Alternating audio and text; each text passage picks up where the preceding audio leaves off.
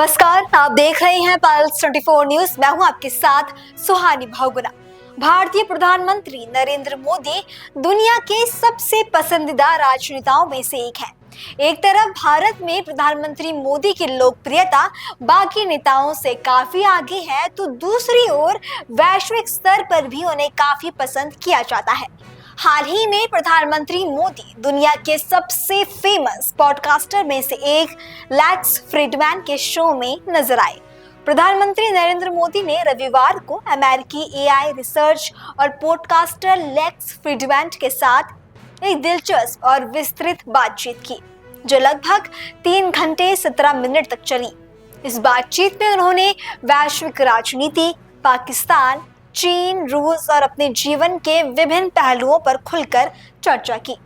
प्रधानमंत्री मोदी ने इस दौरान राष्ट्रीय स्वयंसेवक संघ यानी आरएसएस से अपने जुड़ाव के बारे में भी अपने विचार साझा किए। कि आपने जीवन भर अपने देश भारत को सबसे ऊपर रखने की बात कही है। जब आप 8 साल के थे तब आप आरएसएस में शामिल हुए, जो हिंदू राष्ट्रवाद के विचार का समर्थन करता है। क्या आप आरएसएस के बारे में बता सकते हैं और उनका आप पर क्या प्रभाव पड़ा? आप जो भी आज हैं और आपके राजनीतिक विचारों के विकास पर उनका क्या प्रभाव पड़ा? देखिए, एक तो बचपन में कुछ न कुछ करते रहना ये स्वभाव था मेरा। मुझे याद है मेरे यहाँ एक माकोसी, मुझे नाम बड़ा याद नहीं, वो सेवा दल के शायद हुआ करते थे, माकोसी सोनी ऐसे कुछ भी थे।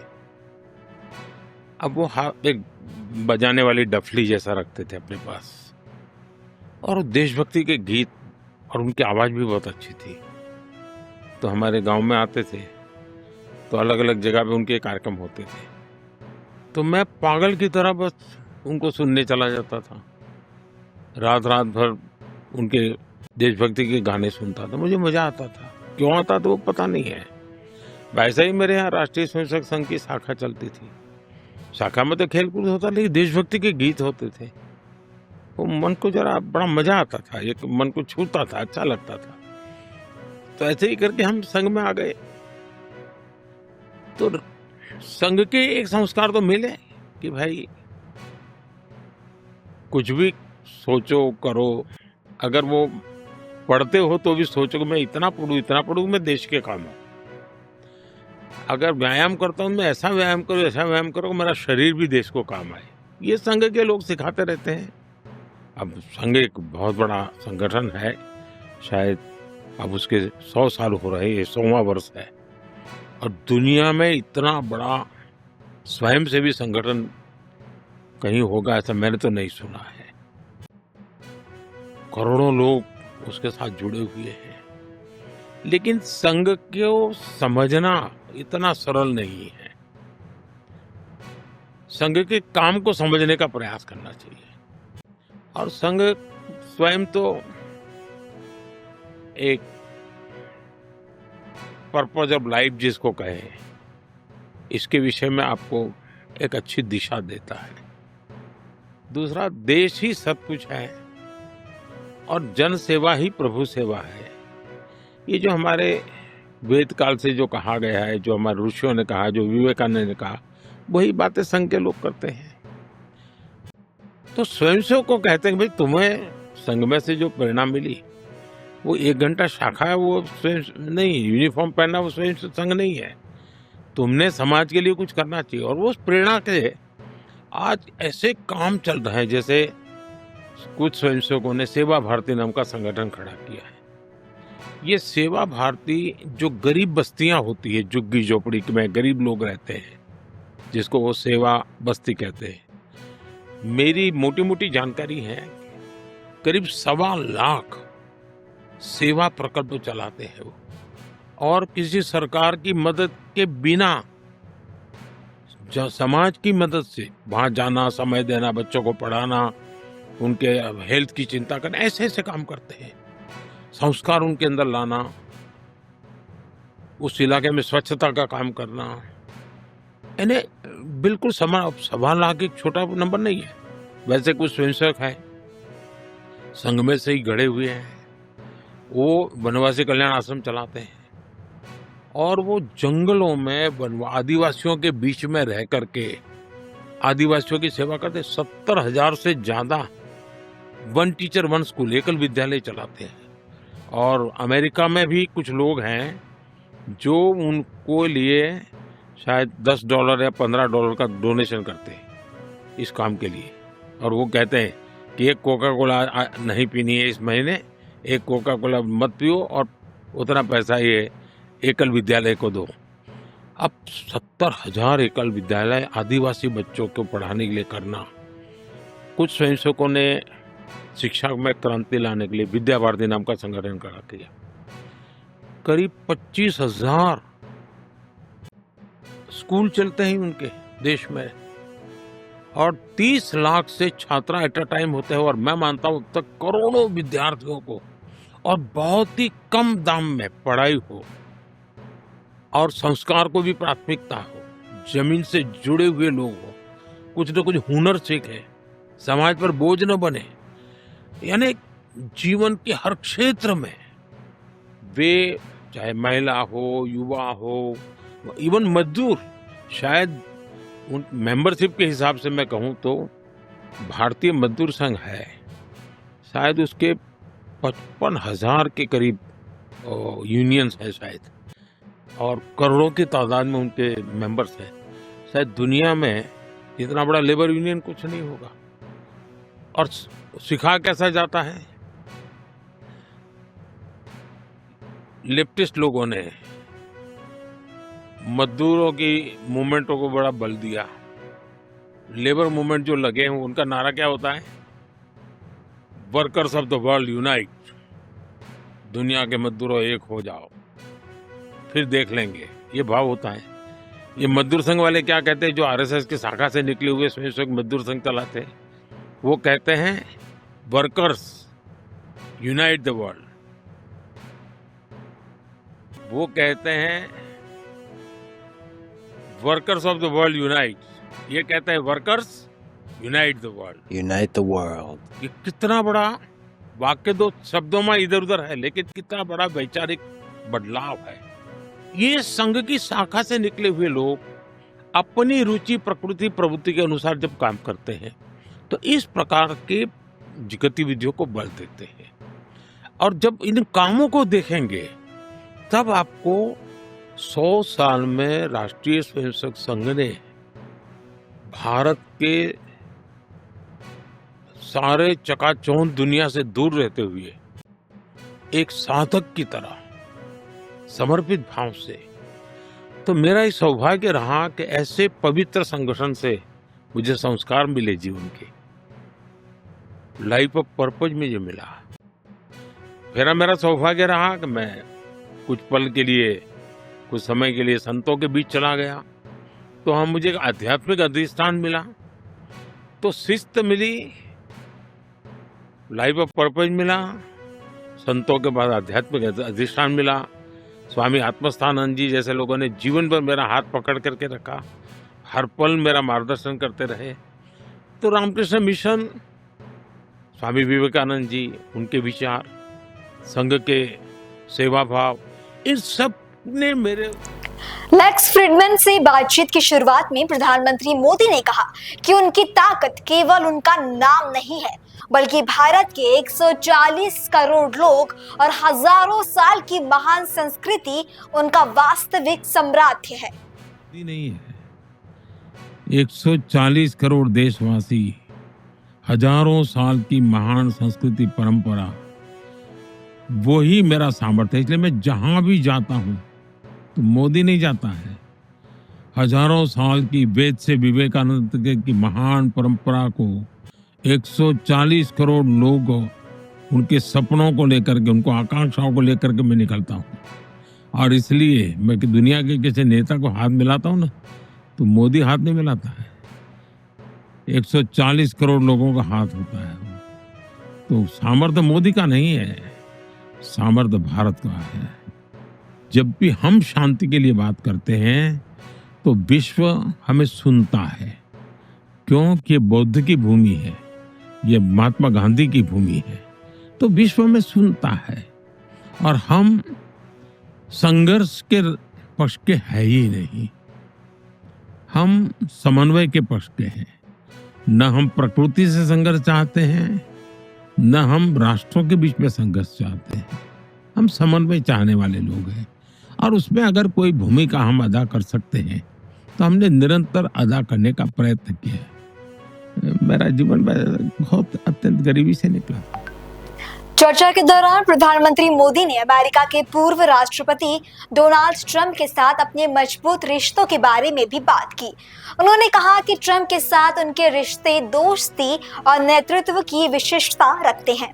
उनके मुताबिक ट्रंप ने हमेशा उनके साथ एक अच्छे और सच्चे दोस्त की तरह बर्ताव किया और दोनों के बीच एक मजबूत पारस्परिक सम्मान था। हमारा ह्यूस्टन में कार्यक्रम था, हाउडी मोदी, और मैं और राष्ट्रपति ट्रंप दोनों, और पूरा स्टेडियम खचाखच भरा हुआ था।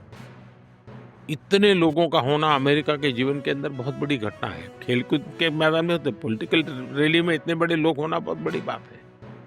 तो इंडियन डायस्पोरा के लोग इकट्ठे आए थे, तो हम लोग दोनों स्पीच किए। वो नीचे बैठ करके मुझे सुन रहे थे। अब ये उनका बड़प्पन है जी।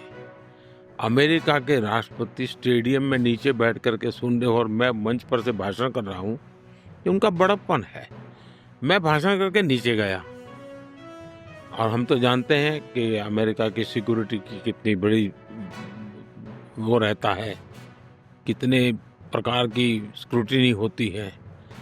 मैं जाकर के वो रहे इसके लिए धन्यवाद करने गया। फिर मैंने उनको ऐसे ही कहा, अगर मैंने कहा आपको इतराज ना हो तो आइए हम जरा एक पूरे स्टेडियम का चक्कर काट के आते हैं। इतने लोग हैं तो हाथ ऊपर करके नमस्ते करके आ जाते हैं। अब ये अमेरिका की लाइफ में ये इम्पॉसिबल है कि हजारों की भीड़ में अमेरिकन राष्ट्रपति चल पड़े, एक पल का भी विलंब किए बिना तो मेरे साथ चल पड़े भीड़ में। अमेरिका की जो सुरक्षा तंत्र था पूरा एकदम से वो हो गया था, डिस्टर्ब हो गया था। मेरे लिए टच कर गया कि इस व्यक्ति में हिम्मत है, ये डिसीजन खुद लेते हैं। और दूसरा, मोदी पर उनको भरोसा है कि मोदी ले जा रहा है तो चलिए चलते हैं। तो ये आपसी विश्वास का भाव, ये इतना हमारा मजबूती मैंने उसी दिन देखा। और मैंने राष्ट्रपति ट्रंप को उस दिन जिस रूप में महसूस किया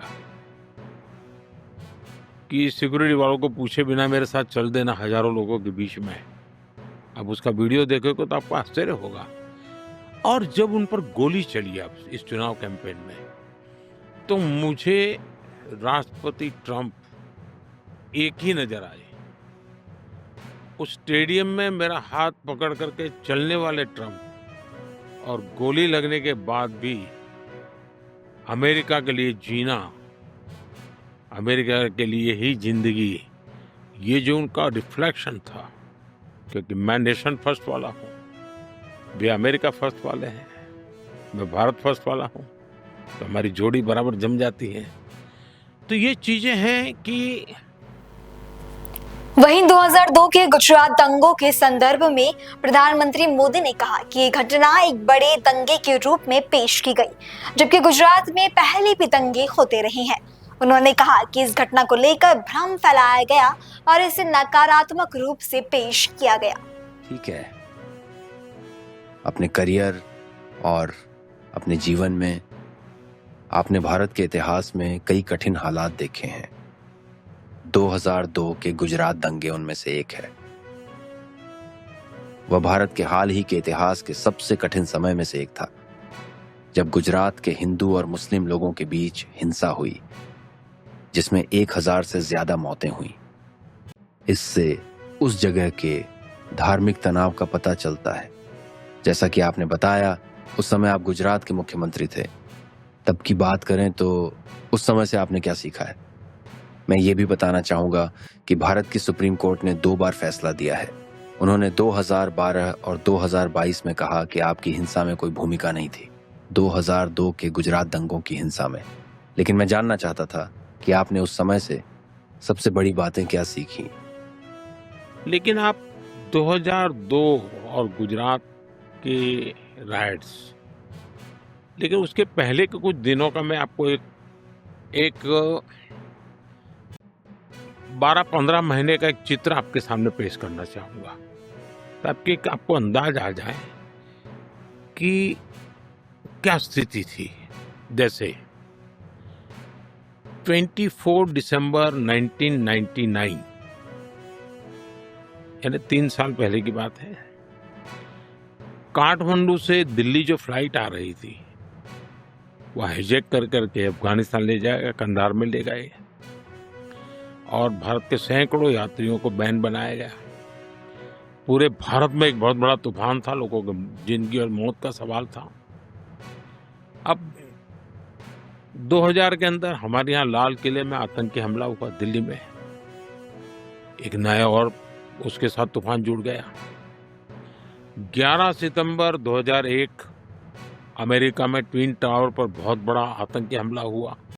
उसने फिर एक बार दुनिया को चिंतित कर दिया, क्योंकि ये सब जगह पे करने वाले एक ही प्रकार के लोग हैं। अक्टूबर 2001 को जम्मू कश्मीर विधानसभा पर आतंकी हमला हुआ। 13 दिसंबर 2001 को भारत की संसद पर आतंकी हमला हुआ। यानी आप उस समय के एक 8-10 महीने की घटनाएं देखिए, वैश्विक स्तर की घटनाएं, आतंकी घटनाएं, खून खराबे की घटनाएं, निर्दोष लोगों की मौत की घटनाएं, तो कोई भी एक प्रकार से अशांति के लिए एक चिंगारी काफी होती है, स्थिति पैदा हो चुकी थी। ऐसे समय अचानक 7 अक्टूबर 2001 मुझे मुख्यमंत्री बनने का दायित्व मेरे सर पे आ गया अचानक, और वो भी मेरी सबसे बड़ी जिम्मेवारी थी।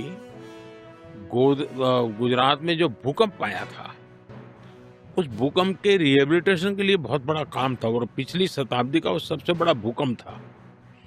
हजारों लोग मारे गए थे। तो एक काम के लिए मेरे लिए सीएम का काम मेरे जिम्मे आ गया। बहुत महत्वपूर्ण काम था, और मैं शपथ लेने के बाद पहले दिन से इस काम में जुड़ गया था। मैं एक ऐसा व्यक्ति हूं जो कभी सरकार नाम से मेरा कोई रिश्ता नहीं रहा। मैं सरकार में कभी रहा नहीं। मैं सरकार क्या होती है जानता नहीं था। मैं कभी एमएलए नहीं बना। मैं कभी चुनाव नहीं लड़ा। मुझे जीवन में पहली बार चुनाव लड़ना पड़ा। मैं 24 फरवरी 2002 मैं पहली बार एमएलए बना, एक चुना हुआ जनप्रतिनिधि बना, और मैं पहली बार 24 तारीख को या 25 तारीख को या 26 तारीख को गुजरात विधानसभा में मैंने पैर रखा। 27 फरवरी 2002 विधानसभा में मेरा बजट सत्र था, हम हाउस में बैठे थे, और उसी दिन यानी अभी मुझे एमएलए बने 3 दिन हुए थे, और गोधरा की घटना हो गई, और भयंकर घटना थी। लोगों को जिंदा जला दिया गया था। आप कल्पना कर सकते हैं कि जो कंधार के विमान अपहरण को, या पार्लियामेंट पर का हमला कहो, या 9/11 कहो, ये सारी घटनाओं का बैकग्राउंड हो, और उसमें एक इतनी बड़ी संख्या में लोगों का मर जाना, जिंदा जला देना, आप कल्पना कर सकते हैं कि स्थिति कैसी होगी। कुछ भी नहीं होना चाहिए, हम भी चाहते हैं, कोई भी चाहेगा, शांति रहनी चाहिए। दूसरा जो कहते हैं ये बहुत बड़े राइट वगैरह, तो ये भ्रम फैलाया गया है। अगर 2002 के पहले का डेटा देखें तो पता चलता है कि गुजरात में कितने दंगे होते थे। हमेशा कहीं ना कहीं कर्फ्यू लगा रहता था। पतंग के अंदर कम्युनल वायलेंस हो जाए, साइकिल टकरा जाने पर कम्युनल वायलेंस हो जाए। 2002 से पहले गुजरात में 250 से ज्यादा बड़े दंगे हुए थे, और 1969 में जो दंगे हुए थे वो तो करीब 6 महीना चले थे। अरे तब तो हम कहीं थे ही नहीं दुनिया के उस चित्र में, उस समय की मैं बताऊं। और इतनी बड़ी घटना एक ऐसा स्पार्किंग पॉइंट बन गया कि कुछ लोगों की हिंसा हो गई, लेकिन न्यायालय ने उसको बहुत डिटेल में देखा है, लंबे अरसे, और उस समय हमारे जो विरोध के लोग हैं वो सरकार में थे और वो तो चाहते थे कि हम पर जितने आरोप लगे थे हमको सजा हो जाए, लेकिन उनके लाखों कोशिश के बाद भी जुडिशरी ने पूरी तरह डिटेल में उसका एनालिसिस किया, 2-2 बार किया और अब पूरी तरह निर्दोष। जिन लोगों ने गुनाह किया था उनके लिए न्यायालय ने अपना काम किया है। सबसे बड़ी बात है, जिस गुजरात में साल में कहीं न कहीं दंगे हुआ करते थे, 2002 के बाद आज 2025 है, गुजरात में 20-22 साल में कोई। इसके अलावा प्रधानमंत्री मोदी ने युवाओं को अपनी जिंदगी में धैर्य रखने और शॉर्टकट से बचने की सलाह भी दी। उन्होंने कहा कि चुनौतियां हमें हराने के लिए नहीं बल्कि हमें मजबूत बनाने के लिए होती हैं। उनका मानना है कि जीवन भर सीखते रहना और समाज के लिए योगदान देना हर व्यक्ति का उद्देश्य होना चाहिए। To this that are truly inspired by your story, from those humble beginnings to the leader of the biggest democracy in the world. What can you tell to those young folks who are struggling, who are lost in the world, who are trying to find their way? What advice could you give them? मैं सभी नौजवानों से कहना चाहूंगा, जीवन में रात कितनी ही अंधेरी क्यों ना, लेकिन वो रात ही है, सुबह होना तय होता है। और इसलिए हमारे में वो पेशेंस चाहिए, आत्मविश्वास चाहिए। है ये हालत है और मैं हालत के कारण नहीं हूं, ईश्वर ने मुझे किसी काम के लिए भेजा है, ये भाव होना चाहिए। और मैं अकेला नहीं हूं, जिसने मुझे भेजा है वो मेरे साथ है, ये एक अटूट विश्वास होना चाहिए। कठिनाइयां भी कसौटी के लिए हैं, कठिनाइयां मुझे विफल करने के लिए नहीं है, मुसीबतें मुझे मजबूत बनाने के लिए हैं, मुसीबतें मुझे हताश निराश करने के लिए नहीं है। और मैं तो हर ऐसे संकट को, हर मुसीबत को हमेशा अवसर मानता हूँ। तो मैं नौजवानों से कहूँगा, दूसरा पेशेंस चाहिए, शॉर्टकट नहीं चलता जी। हमारे यहाँ रेलवे स्टेशन लिखा रहता है, कुछ लोगों को आदत होती है वो ब्रिज पर से रेलवे पटरी क्रॉस करने के बजाय नीचे से भागने की, तो वहाँ लिखा होता है shortcut will cut you short.